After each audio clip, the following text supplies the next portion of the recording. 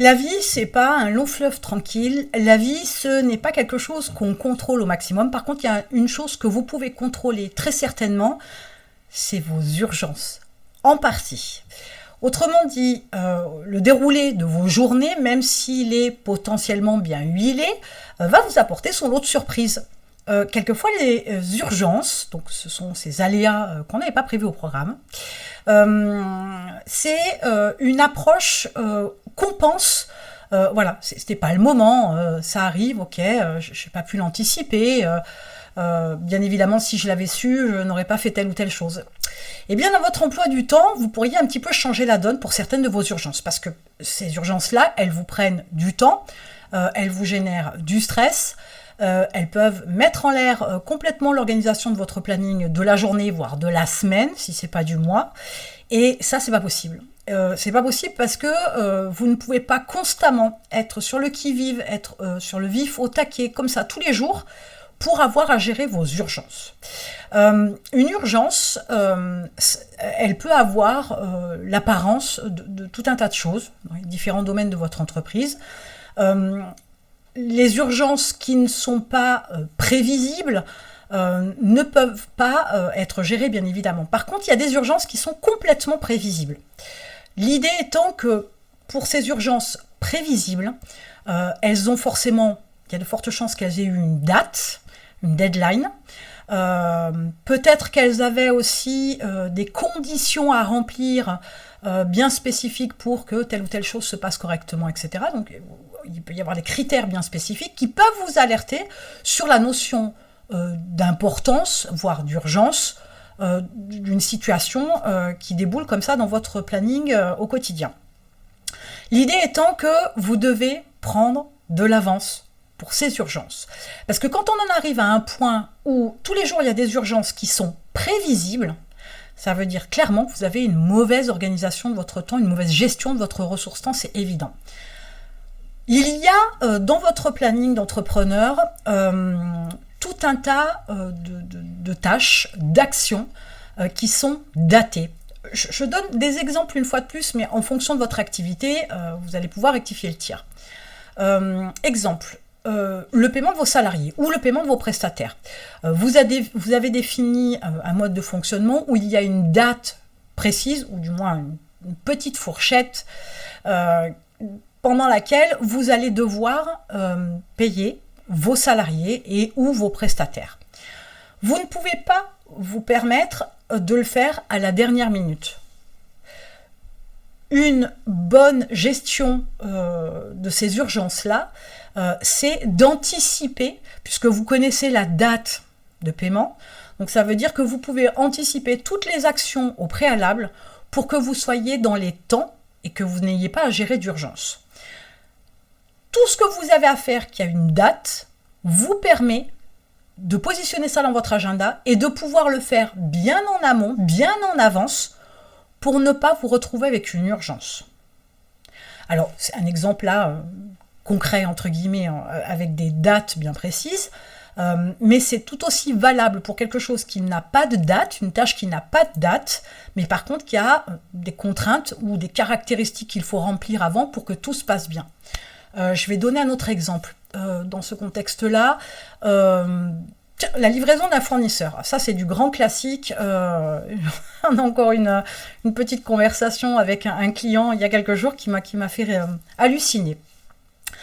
Vous avez dans votre mode de fonctionnement des commandes qui sont passées régulièrement chez un fournisseur. Alors, première des choses qu'on pourrait faire, enfin que vous pourriez faire, c'est travailler sur justement cette régularité, cette cadence-là de commandes, faire de façon à ce qu'il y ait quelque chose de plus procédurier, entre guillemets, pour que ce soit bien réglé, pourquoi pas avec un agenda, en disant par exemple tous les lundis, par exemple. Mais ce qui est important, c'est que si on ne veut pas se retrouver dans une situation un peu catastrophique où on doit gérer l'urgence du fait que le fournisseur a livré avant la date ou n'a pas livré à la date ou n'a pas livré la bonne quantité, là on se retrouve dans une situation qui peut être très vite très compliquée. Ce qu'il vous reste à faire, c'est comme je vous le disais, ou éventuellement mettez en place cette régularité de commande, par exemple tous les lundis. Vous mettez des procédures en place pour que ce soit bien calé, que les commandes puissent être rectifiées avant la date d'envoi de la commande pour être sûr qu'on est, en termes de quantité, etc., qu'on est dans les clous, qu'on est correct. Mais ça veut dire quoi? Ça veut dire aussi que peut-être que vous devriez anticiper ces problèmes-là avec une approche avec votre fournisseur où vous allez faire valider chaque commande.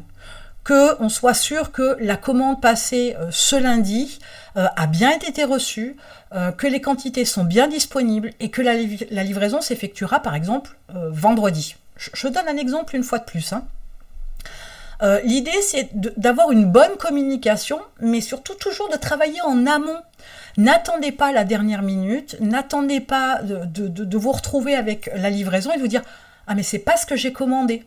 Oui, mais comme vous n'avez pas fait confirmer la commande par votre fournisseur, de par les quantités, etc., les caractéristiques de la commande, forcément, il peut y avoir un raté. Forcément, il peut ne pas l'avoir reçu. Ou alors il peut l'avoir zappé, hein, l'erreur peut venir de lui. Mais en justement anticipant ce genre d'approche, vous allez vous éviter beaucoup d'urgences. Et l'idée derrière tout ça, c'est quoi? L'idée, c'est que il y a beaucoup d'urgences que vous pouvez anticiper. Il y a beaucoup de choses que vous pouvez faire à l'avance. Il y a beaucoup d'actions, de tâches que vous pouvez réguler, organiser, cadrer, mettre en place des processus de travail, des workflows de travail, pour que tout soit cadré, tout soit bien ficelé et vous évitez ce genre d'urgence. Si vous ne travaillez pas de toute façon, de manière générale, dans tous les domaines de votre entreprise, si vous ne travaillez pas avec de l'avance, vous êtes forcément toujours un petit peu dans les deadlines, toujours un petit peu dans les dernières limites, toujours un petit peu au bord du gouffre au quotidien. Ça génère beaucoup de stress, ça vous fait perdre beaucoup de temps. Je vous dis, ça peut complètement casser le rythme de votre agenda, de votre emploi du temps, de votre semaine, voire de votre mois. Ça peut aussi anticiper tout ça, bien évidemment, auprès de vos salariés, prestataires, etc.